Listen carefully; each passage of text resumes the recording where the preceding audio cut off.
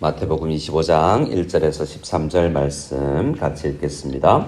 그때에 천국은 마치 등을 들고 신랑을 맞으러 나간 10 처녀와 같다 하리니 그 중에 5은 미련하고 5은 슬기 있는 자라. 미련한 자들은 등을 가지되 기름을 가지지 아니하고 슬기 있는 자들은 그릇에 기름을 담아 등과 함께 가져갔더니 신랑이 더디옴으로 다 졸며 잘세 밤중에 소리가 나되 보라 신랑이로다 맞으러 나오라 하매 이에 그 처녀들이 다 일어나 등을 준비할세 미련한 자들이 슬기 있는 자들에게 이르되 우리 등불이 꺼져가니 너희 기름을 좀 나눠달라 하거늘 슬기 있는 자들이 대답하여 이르되 우리와 너희가 쓰기에 다 부족할까 하노니 차라리 파는 자들에게 가서 너희 쓸 것을 사라 하니 그들이 살아간 사이에 신랑이 오므로 준비하였던 자들은 함께 혼인잔치에 들어가고 문은 닫힌지라. 그 후에 남은 여천이 와서 이르되 주여 주여 우리에게 열어주소서. 대답하여 이르되 진실로 너희에게 이르노니 내가 너희를 알지 못하노라 하였느니라.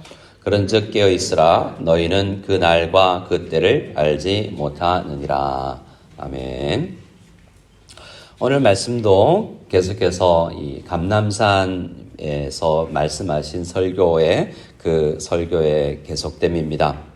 예수님은 이 24장, 25장에서 이 종말을 살아가는 성도들의 자세에 대해서 이야기를 해주시고 있습니다. 이 종말이라 하면 이미 오신 예수님께서 다시 오실 그 재림 사이의 시간들을 다 종말이라고 성경은 부르고 있습니다. 이 10절 말씀처럼 그들이 살아간 사이에 라고 되어 있죠. 물론 이것은 그 아주 짧은 기간을 이야기하지만 이미와 아직 사이에 긴장감이 있는 삶이 우리 성도들의 삶이다라고 성경은 이야기합니다. 신랑이 오신다 함은 이 재림과 관련된 이야기이죠. 그래서 오늘 이 말씀은 알레고리로 또 읽히게 되는 말씀인데요. 자, 예수님과 우리 사이를 신랑과 신부 사이로 비유하고 있습니다.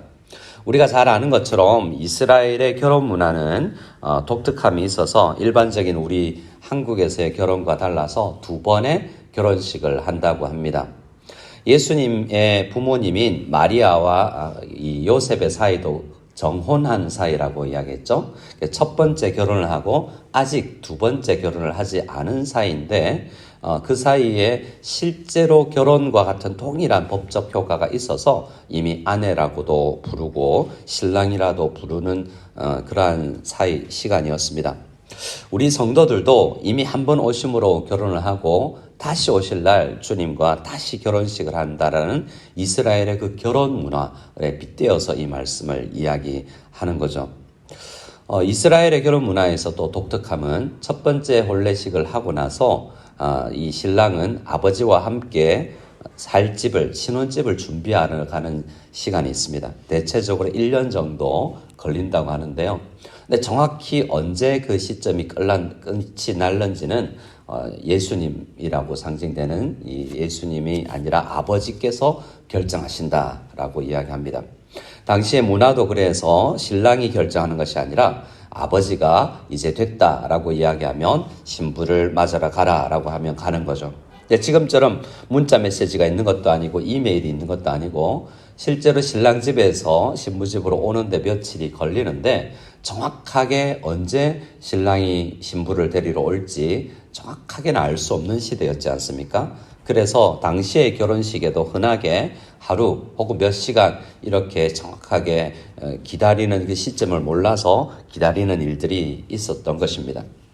그렇게 그들의 삶에는 이러한 일들이 자주 있었던 일이죠. 그래서 이 비유가 조금 더 가까이 다가왔을 것입니다. 이 비유에 있어서는 신부는 등장을 하지 않고 신부 주위에 있는 들러리, 우리가 이야기하는 들러리들이 지금 등장하고 있는데요. 전체 다 교회라고 생각하면 되겠습니다. 근데 두 부류가 있습니다. 미련한 자들과 슬기 있는 자들이 있습니다. 계속해서 24장에서도 지혜에 대해서 강조되고 있는데요. 예수님께서 다시 오실 날을 준비하는 성도들에게 지혜가 필요하다라고 이야기합니다. 그럼 지혜는 뭔가? 라고 할 때 오늘 본문에서 적어도 강조하는 지혜는 준비하는 삶입니다. 언제 이 신랑이 오실지 모르니까 등을 준비해야 되고 등과 함께 기름을 준비해야 되죠. 4절 말씀에 슬기 있는 자들은 그릇에 기름을 담아 등과 함께 가져갔더니 라고 이야기하고 있습니다. 지금 밤중쯤 되었고 이미 햇불 등은 타고 있는데요. 언제 오실지 모르니까 넉넉한 기름이 준비되어야 하지 않겠습니까? 그런데 미련한 자들은 에이 금방 오겠지 이렇게 생각하고 준비하지 않고 갔다는 것입니다.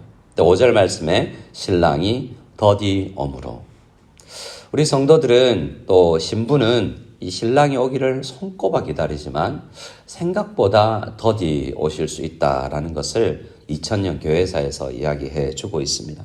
근데 그 사이에 다 졸며 자게 됩니다. 여기서는 졸며 잤다라는 것을 책망하지 않습니다. 왜냐하면 10명이 다 졸며 잤기 때문입니다. 그래서 이 2000년 교회사 속에서 우리가 때로는 이렇게 자고 졸고 하는 그러한 것들이 허용되지 않을 정도로 아주 각박한 것이 아닙니다. 근데 우리에게 필요한 것은 기름을 준비하고 등을 준비하고 신랑을 맞을 준비하는 자세인 것입니다. 그래서 밤중에 이제 소리가 나고 신랑이 온다라고 이야기하니까 들러리들이 해야 할 일들은 뭐냐면 신랑의 길을 비추는 것이거든요. 이 결혼식의 핵심은 신랑이 와서 신랑을 맞아서 안전하게 길을 비추어서 맞아 드리는 것이기 때문에 그 임무가 그들에게 주어져 있기 때문에 그 임무를 다 해야 되는 것인데 이 슬기 있는 자들은 준비했지만 미련한 자들은 준비하지 못했습니다. 그래서 7절에 다 같이 일어나죠. 그리고 이제 준비한 등을 가지고 나가서 맞이하지만 8절에 미련한 자들은 그때서야 기름이 떨어졌다라는 것을 깨닫게 되고 빌려달라라고 합니다. 하지만 9절에 슬기 있는 자들이 안 돼라고 이야기하죠. 너무나 좀 너무 냉철한 건 아닙니까? 여기서는 그들이 이렇게 냉담했다라는 것을 강조하는 것이 아니라 이 핵심은 결혼식을 온전히 진행하는 것이기 때문에 이것을 나눠주면 넉넉 평소에 다른 일 같으면 나눠줬겠지만 결혼식 자체가 망가질 수 있기 때문에 그건 안 된다라고 이야기를 합니다. 차라리 이 결혼식이 완성되기 위해서는 빨리 가서 사오는 게 좋겠다라고 이야기를 하고 그들이 간 사이에 신랑이 오므로 준비했던 자들은 다 혼인식에 들어가게 된다라고 이야기합니다. 그리고는 이 슬기롭지 않은 미련한 자들에 대해서 12절에 모르겠다, 너희들 모르겠다라고 매몰차게 내치는 것을 보게 되죠. 이건 전체적으로 비유이기 때문에 실제로 결혼식에 너희들 들어오지 말라 이렇게 했겠습니까? 하지만 이 비유에서 강조하는 것은 마지막 때에 그런 일들이 있다라는 것입니다. 항상 주님은 암탉이 새끼를 모음같이 여러 번 기회를 주십니다. 여러 번 우리를 회개하게 하고 죄짓고 넘어지고 쓰러져도 다시 주님께서는 우리를 사랑하시도 괜찮다 품어주십니다. 오면 좋다고 이야기하시죠. 하지만 이 마지막 때에까지 준비되지 아니하는 진실한 믿음이 없는 그러한 상태는 이미 예수님을 믿지 않은 상태임이 드러났기 때문에 내쳐지게 된다는 것입니다. 우리에게 필요한 것은 무엇입니까? 13절에 그런즉 깨어있으라. 너희는 그 날과 그 때를 알지 못하느니라. 때와 시를 알지 못하기 때문에 항상 약간의 이 임의와 아직 사이의 긴장감을 가지고 살아가야 되는 것입니다. 그럼 무엇이 지혜로운 것일까? 깨어있다는 것은 무엇일까라는 것을 마지막으로 생각하고 함께 기도하기를 원합니다. 여기서 기름은 구약 성경에서부터 자주 등장하는 것입니다. 똑같이 기름이 모든 요소에서 등장하는 것은 아니지만 여기에서 기름은 성막 안을 비추었던 감람 기름을 상징한다고도 할 수 있습니다. 출애굽기 27장에 이 성막 안은 다 빛이 들어오지 못하도록 어두웠는데요. 그 등불을 밝혀서 그 안을 밝혀야 됐습니다. 지성소 안은 정말 어떤 빛도 없었지만 성소 안에 이 기름으로 타는 등은 앞에 있는 떡상과 이 기도하는 등을 비추게 됩니다. 그 성소 안을 비추게 되죠. 우리 성도들이 해야 되는 일은 신랑을 비추는 일입니다. 우리에게 마태복음에서도 계속 강조하는 것은 너희가 해야 될 것은 세상의 빛이고 지금 너희가 해야 될 것은 깨어서 세상에 나가서 세상의 소금과 빛으로서 살아가야 한다라고 이야기합니다. 우리는 세상에 나가서 신랑을 맞을 세상에 향하여서 빛이 되어서 신랑을 비추는 일들을 해야 됩니다. 또 이 메시아라는 단어를 기름 부음 받은 자, 이 신랑이 메시아인데요. 메시아는 기름 부음을 받은 분이기도 하지만 기름의 사람이라고 해석을 하기도 해서 기름을 공급하시는 분이기도 합니다. 그래서 실제로 전체적인 문맥은 결혼식이지만 이 우리가 기름을 가진다는 것은 신랑 되신 예수님에게 의해서만 공급받을 수 있고 성령님에게서 공급받을 수 있는 무엇으로 이 세상을 살아가면서 비추는 무엇입니다.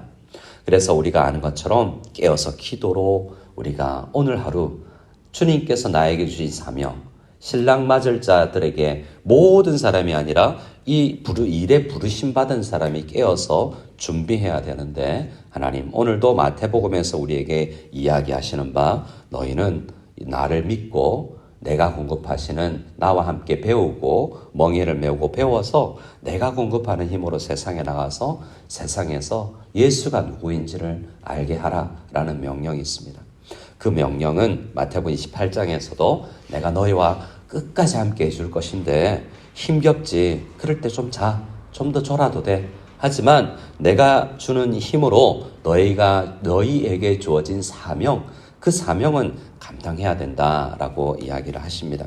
이 사명의 감당은 때로는 힘겨워 보이지만 정말 기쁨으로 맞이하는 혼인잔치처럼 그런 기쁨이 있어서 우리에게 큰 즐거움을 줄 수도 있는 사명이라고 합니다. 이 아침에도 우리에게 주어진 사명이 있을 텐데 어머니로서 아버지로서 또 각각 이 세상 안에서 교회 안에서의 각 사명을 감당하되 힘겹게 감당하지 않고 주님 기름이 충분히 준비될 수 있도록 내가 기도로 깨어있게 해 주시옵소서. 주님 앞에 기도하며 이 하루를 시작하는 저와 여러분들 다 될 수 있기를 소원합니다.